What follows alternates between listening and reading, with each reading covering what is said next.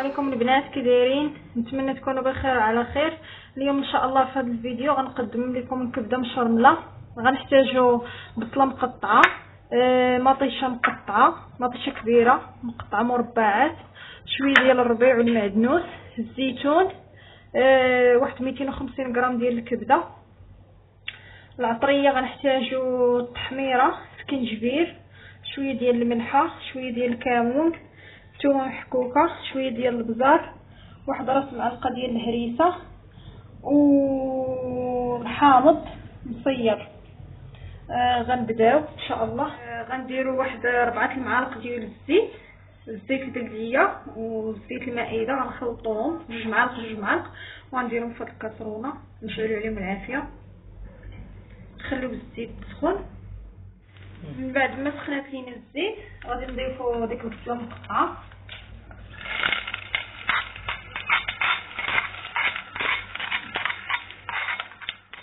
بعد ما تشحرات لينا البصله ها هي كتبان اللون ديالها ولا ذهبي ونزلات، غادي نضيفوا ديك المطيشه المقطعه مربعات، غنزيدوها كامله.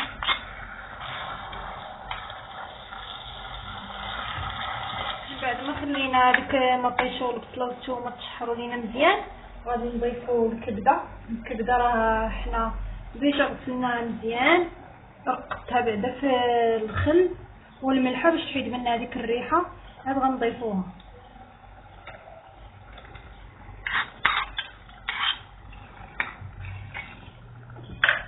غادي نضيف العطريه، قلت لكم شويه ديال السكينجبير، التحميره، واحد المعلقه صغيره ديال السكينجبير، معلقه ديال التحميره، شويه ديال الملحه، ما نكثروش حيت اصلا رقدنا الكبده في الخل والملحه، يعني راه غتكون ملحه.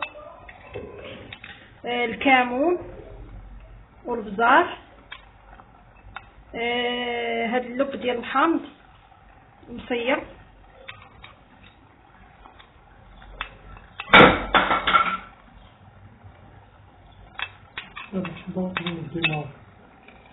غنضيفو الربيع، قزبر معدنوس متقطعين، غنضيفو شويه ونخليو شويه حتى الاخر،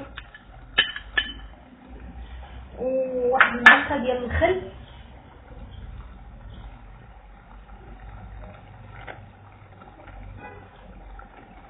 صافي. وغنخليو نحركو مزيان ونقصو عليه البوطه ونخليوها حتى طيب على خاطرها.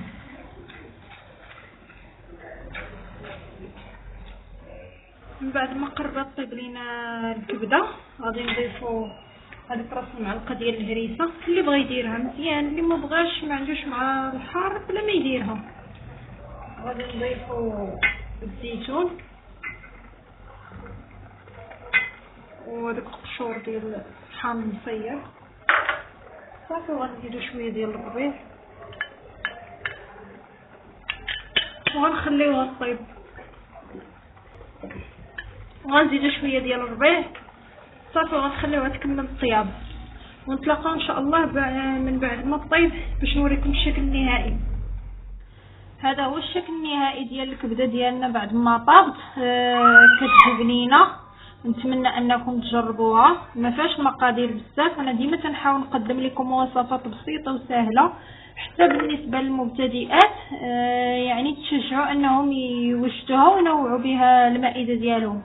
كنتمنى ان الفيديو يعجبكم، وشاركوا في لاشين ديال يوتيوب باش توصلوا بالجديد، ونتلاقاو في فيديو اخر ان شاء الله. والسلام عليكم. هاد الساعه